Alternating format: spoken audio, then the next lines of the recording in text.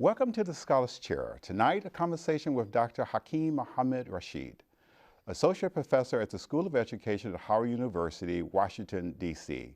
Dr. Rashid has served as a Fulbright Scholar at King Saud University in Riyadh, Saudi Arabia, and visiting scholar at Khartoum University in Sudan. Tonight, Dr. Rashid's historical view on Islam and Muslim influence on science and human development.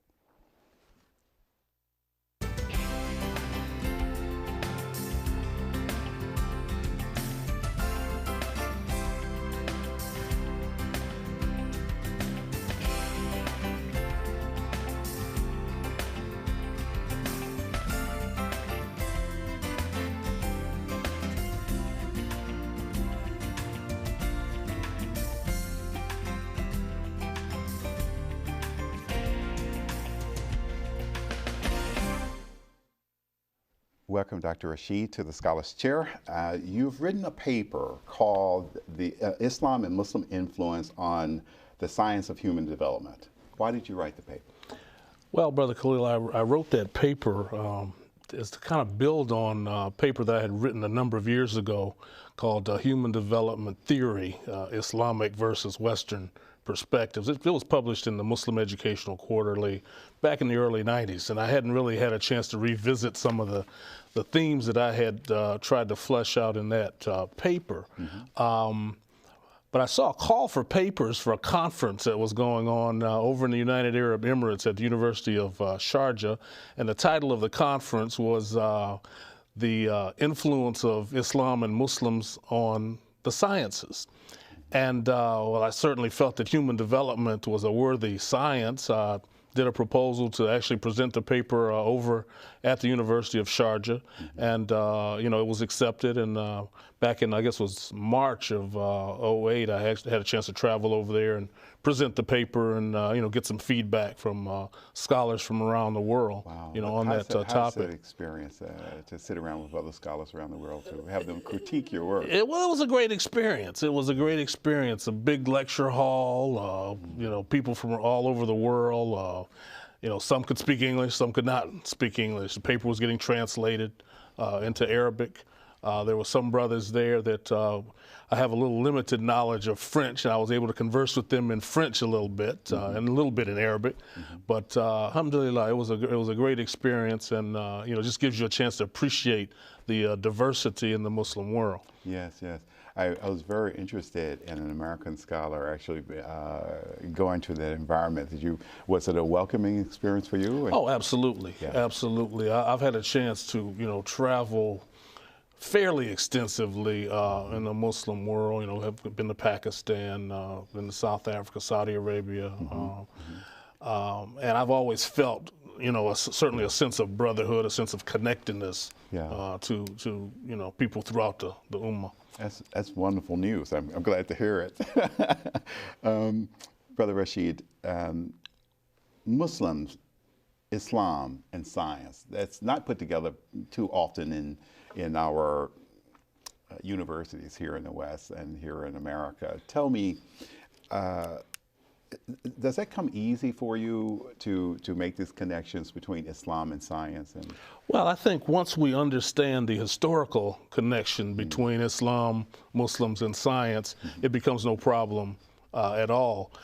There never has been the conflict between Islam and science that we've seen in the Western world, between Christianity and science. If we go back historically and look at the great Muslim scientists, they were also steeped in their knowledge of Islam. So they never saw it as in any way any kind of conflict. I think it's important for us here in the West to recognize that and to build upon that legacy. You know, not, you know, feel a need to have to justify, you know, our, in a sense, blending our interests in Islam or religion and science, but recognize that we're building upon a great legacy, a legacy that basically brought Europe out of the Dark Ages.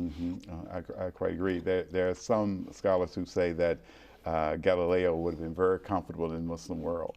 Absolutely. Instead of being ostracized by the Catholic Church. You know, it's interesting. This paper is very interesting. The audience that you wrote the paper for was primarily Muslim scholars from around the world, you said? Right, right. I wanted to address this whole issue of the emerging field of human development.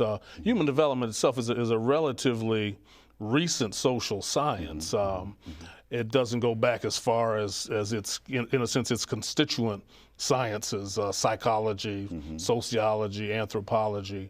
But what's happening is that Western social scientists are recognizing that those disciplines just don't really provide an adequate conceptualization of the development of the human being. So even as far back as the mid-50s, we begin to see Western scholars, provide critiques of their disciplines that allowed them to look at the whole area of human development from a much broader perspective. What is the adjective,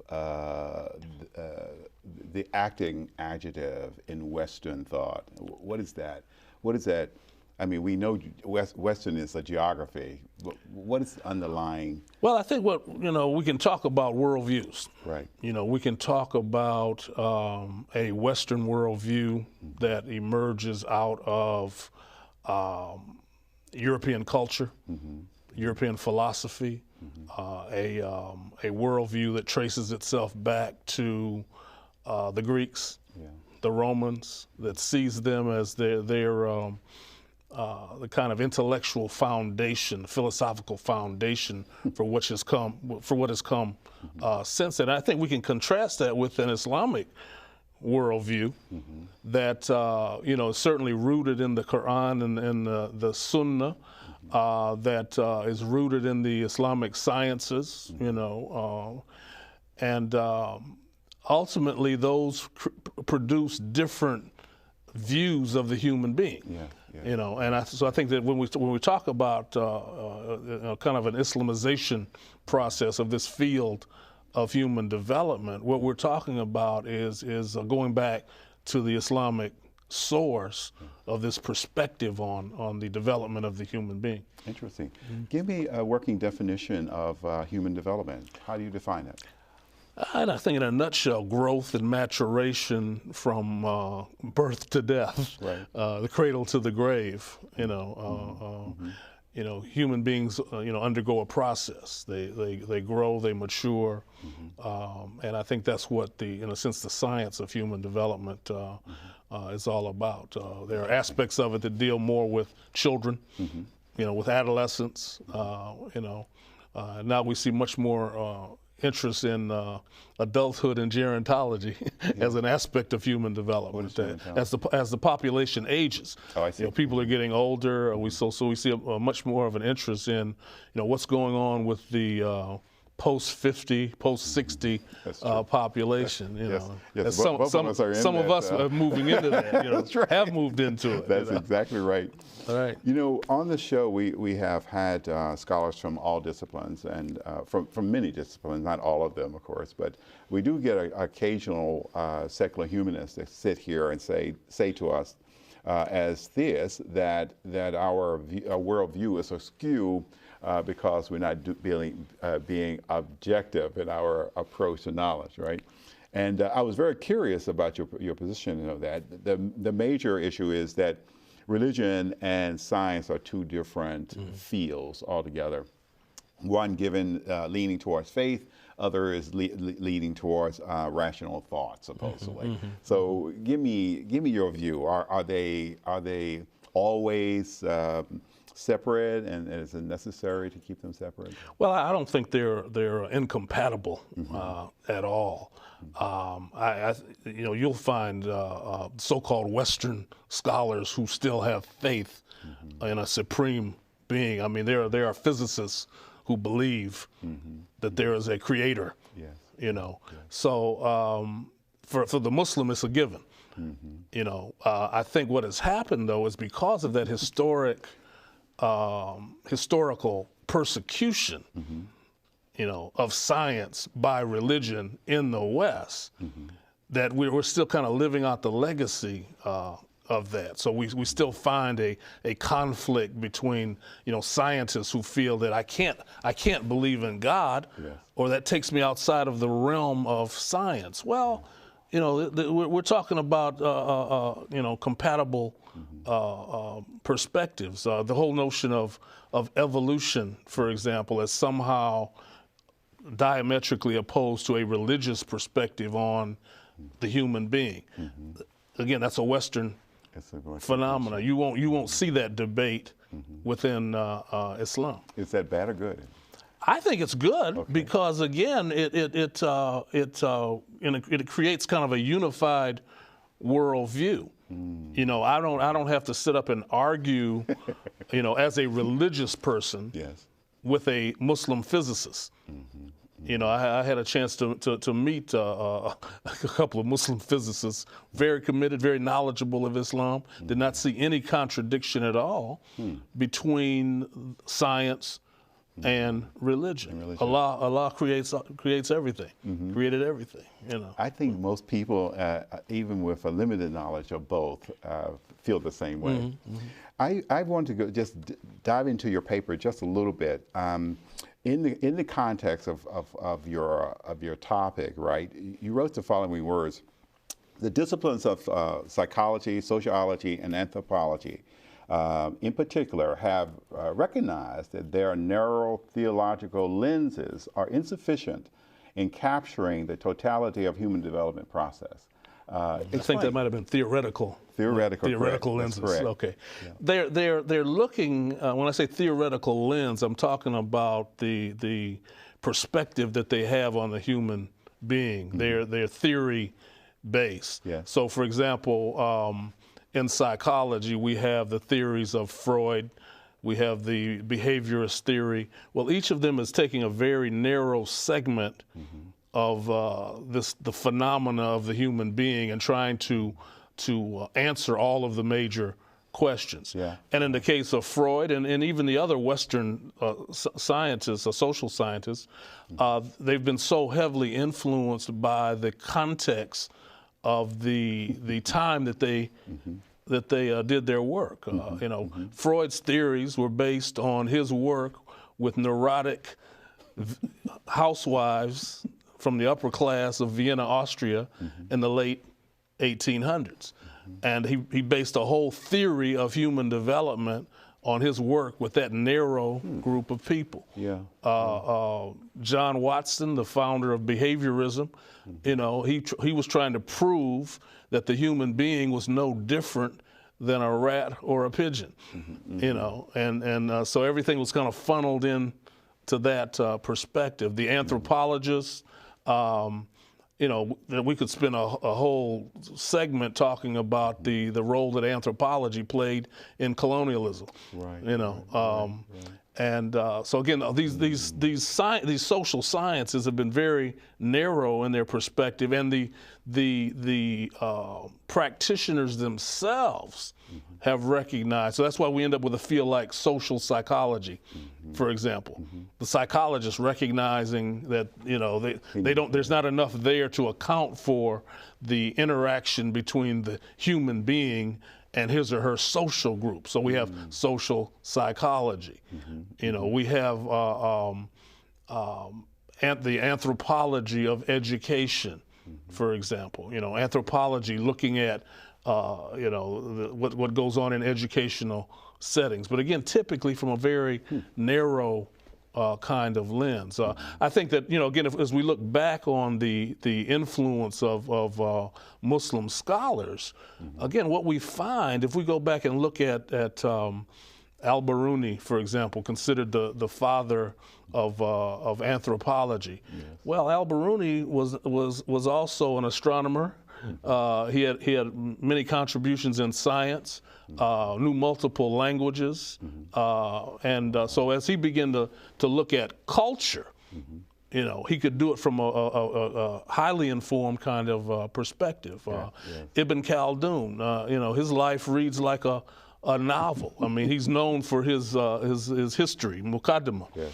But at the same time, if you look at what he did prior to writing that, I mean, he was involved in all kinds of political issues of his time, Yes, yes, and yes. did a lot more than the scholarship. Yes, there seemed to be no limit to their curiosity and Absolutely. investigation, and Absolutely. they felt free because of the religion.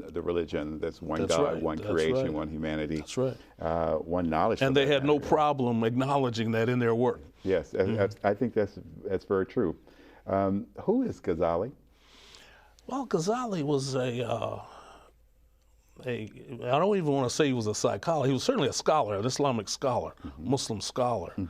And his writings, really spoke to the spiritual side of the human being. So what we find is that, there was no, conflict between his notions of the self, of the spirit, of the soul. He took everything back to Allah subhanahu wa ta'ala. Yeah. And just a tremendous scholar. And I think that it's going to be important that young Muslim psychologists, practitioners of the human development sciences, if you will, use him as a primary foundation for their work. I think he certainly offers me a great deal. I remember reading one of his books having to do with doubt, and he talks about using doubt as an avenue to knowledge, and I thought that was very stimulating. But what was more interesting, it was done about 100 years prior to Rene Descartes, who started talking about think therefore I am. Think therefore I am. Yeah. So I think you're absolutely dead on that you're offering up a wider view of scholarship, of human contributions to our knowledge base that we don't get a chance to explore very often. That's right. For what reasons do you think? Well, I think that when we look at whose knowledge is promoted, right, in the world of scholarship, there's a direct relationship between whose knowledge is promoted and who has political and economic power in the world. Right. That's so, the story is told. Absolutely. So when we go back into Islamic history, we find that there was a time where the Muslims were prominent in science, and they were having a major impact on the rest of the world. But it was because the Muslim empire had spread throughout the world too. There was a tremendous amount of political, economic, and cultural power in the hands of the Muslims. Sure. So I think we see a similar kind of thing right now. The dominant powers are Western powers, and so therefore the dominant theoretical paradigms in the social sciences are those that emanate out of the West and other places. Right. Interesting stuff you're writing here about the Quran addressing the human developmental argument of nature versus nurture, and I think this is almost classic. I could almost use it as a bumper sticker, nature versus nurture. Tell me a little bit about those two disciplines, just a little bit, and explain to me further. Give me further explanation on how the Quran does that. Well, I think that when as Muslims we're taught that the child is born in a state of fitra, in a natural state. And then it's his or her parents, the environment, that transforms them into something else. Yeah. That tells us right there that nature and nurture are working together. Yes. There is no argument between the two. We don't have to really get into long drawn out debates about which is more important. Again, Allah subhanahu wa ta'ala has pretty much answered that for us. It's just a matter of us building on that. So again, I think the perspective is clear. That both are at work, that both are important, that there is a natural state that the child is in, but at the same time, there is an environment that can either reinforce that natural state, or take the child out of that natural state. Interesting. I want to know from you that you're an educator. You have to educate the college students every day. Does the Quran inform you on how to do that job better, or? Well, I would say it informs me in the sense that it lays a foundation for my perspective. You know, I'm not in a situation where I can go in and teach the Quran, but at the same time, if the occasion arises, I may make reference to the Quran. I may make reference to Islamic history or an Islamic perspective, a religious perspective, a Christian perspective. Sure. You know, but again, my base is Islam. You know, that's my frame of reference. You know. What is psychoeducation? Oh, that department that I'm in, human development and psychoeducational studies. Well, it's a term that kind of blends the study of psychology in the field of education. Some might call it educational psychology, for example, but the psychology of education, psychology applied to educational settings. So in our department, you know, we train all of the school psychologists, the counseling psychologists, the educational psychologists, and then we also have an undergraduate major in human development. So you're blending these two disciplines, essentially. Right. I'm very curious about your working definition of education. I remember talking to Dr. Fenwick about this, and she told me that was very philosophical. It is. I mean, you know, we can talk about education, you know, meaning the drawing out of the human potential. You know.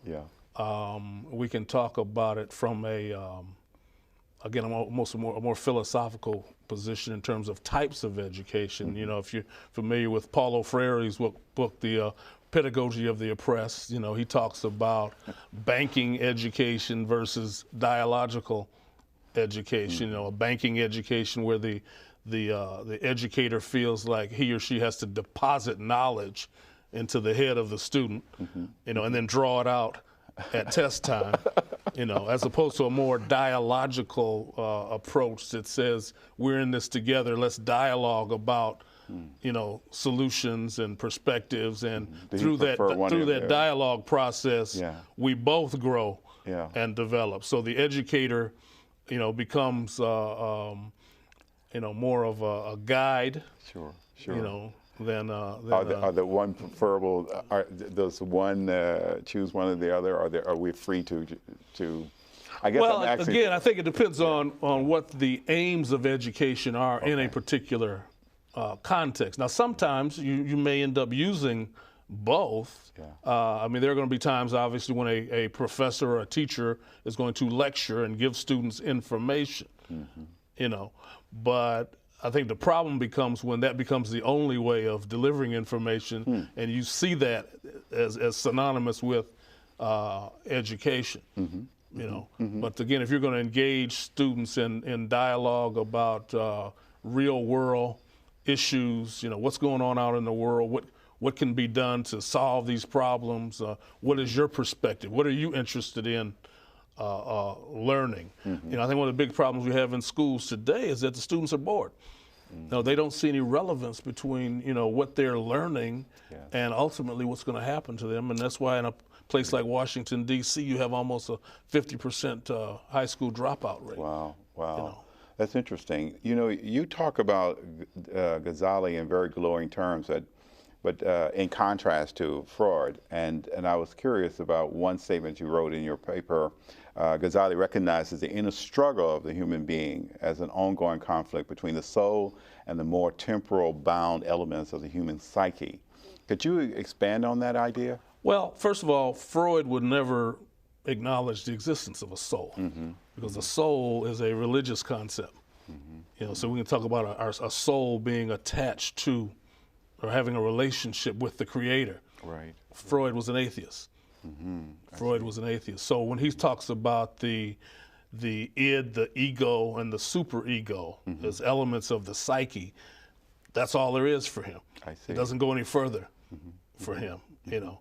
But again, if when you're talking about you know, an Islamic perspective, you know, the various elements of the soul, you know, the soul being created by Allah subhanahu wa ta'ala, you know, then you're talking about something completely different. And I think I made reference to, for example, when Malik Badri, you know, talked about the whole notion of contemplation. Right.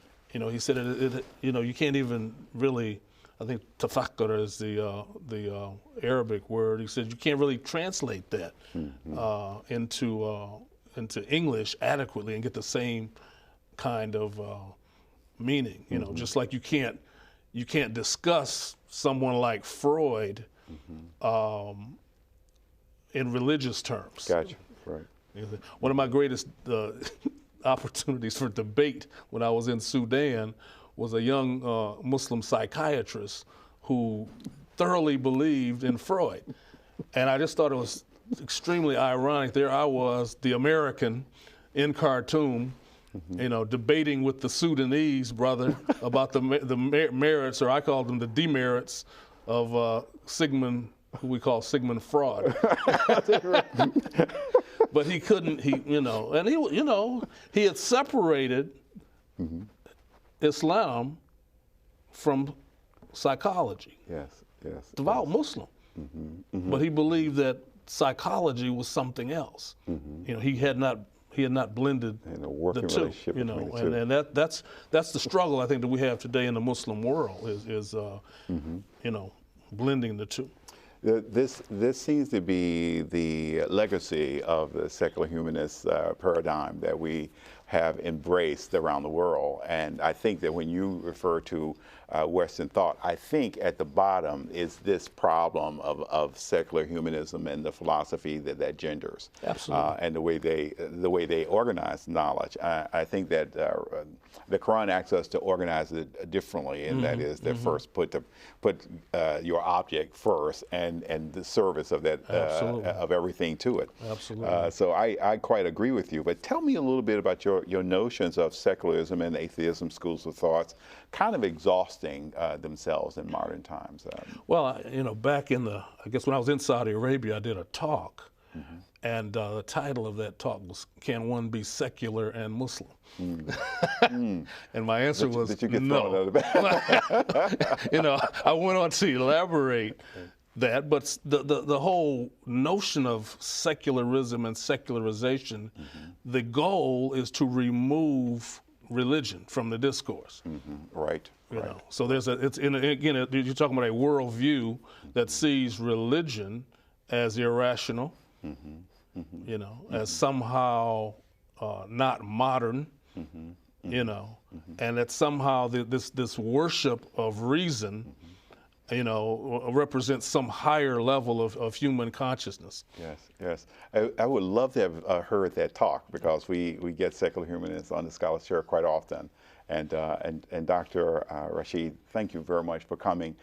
You have informed us on a lot of aspects that we will not get in the educational area that we're in. Well, that is another Scholars Chair, and I'm hoping that you will visit us often. You can get the rest of this lecture, as well as other lectures of the Scholars Chair, online at Scholars Chair, www.scholarschair.com. And you can send me some email as well at scholarchair@gmail.com. Well, that's another one. Good night. My name is Khalil Shadid.